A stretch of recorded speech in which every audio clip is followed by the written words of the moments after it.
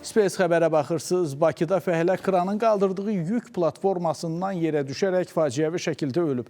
Bir neçə gün əvvəl isə işə götürülən fəhlənin ölüm səbəbini əməkdaşımız Rəşad Vəkiloğlu araşdırıb. Bərabər izləyək. Mən bilmirəm, obyekt olmadı. Paytaxtın Nizami rayonunda tikilməkdə olan çox mənzilli binada fəhlə faciəvi şəkildə həyatını itirib. Bədbəxt hadisə Nizami rayonu Özbəkistan küçəsi 6 ünvanında Temiroğlu Construction tərəfindən tikilməkdə olan binada baş verib. Çin şirkətindən verilən məlumata görə bədbəxt hadisəyə səbəb yüklərin yuxarı mərtəbələrə qaldırılması üçün nəzərdə tutulmuş qaldırıcı platformanın yük kranına bərk edilən hissəsində nasazlığının yaranması olub. Yenə də tikintidə məsuliyyətsizlik və ehtiyatsızlıq bir nəfərin həyatına son qoydu.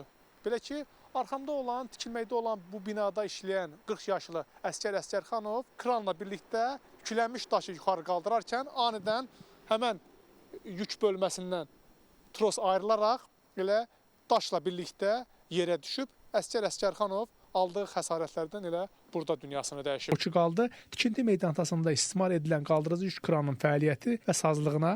Standartlara cavab verir deyirsiniz o qaldırıcı kran? Bunlar bəli. Kran bəli. Standartlara cavab vermiş bir krandır. Nə vaxt sonunuz və nə vaxt Fövqəladelər Naziri baxış keçiribsiniz o krana? Krana yaxın günlərdə vaxt keçirilir. Baxa bilərik o baxış keçirilməyin sənədinə. Bu kranla yerindən danışıb sənədlər göstərsin. Şirkətin nümayəndəsinin verdiyi məlumatdan belə nəticə çıxarmaq olur ki, bu tikinti meydançasında nə texnikaların, nə də işçilərin təhlükəsizliyinə tələb olunan norma və qaydalara Temiroğlu Construction tərəfindən ciddi nəzarət olunmayıb. Usta necə olub dünyasını dəyişib? Yıxılıb dəyişib də, mən olmamışam. Kəməri yox idi?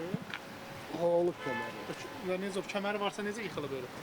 Yıxılıb da mən olmamışam. Hazırda bədbəxt hadisə ilə bağlı Nizami rayon prokurorluğunda araşdırma aparılır. Temiroğlu Construction'ın rəhbəri Elnur İmanovdan da bir neçə gün öncə işə qəbul olunmuş fəhlənin ölümünə münasibət öyrəndik. Ehtiyatsızlıqdan olub, amma istintaq getdiyinə görə Nizami rayon prokurorluğunda biz hər hansı əlavə bir məlumat vermirik. Çünki hər şey istintaqın gedişində müəyyən olunacaq, ekspertizalar təyin olacaq və s. və Fövqəladə Hallar Nazirliyindən isə 40 yaşlı fəhlənin ölümü ilə nəticələnən istehsalat qəzasının tikinti ərazisindəki qaldırıcı kranın texniki vəziyyəti ilə əlaqəli olmadığı bildirildi. Dövlət Əmək Müfəttişliyi Xidmətindən verilən məlumata görə ötən ilin 9 ay ərzində istehsalatda baş vermiş 442 bədbəxt hadisənin tədqiqatı aparılıb. Qanunvericiliyə uyğun olaraq tədbir görülüb. Rəşad Vəkiloğlu, İlkin Həsənov, Space xəbər.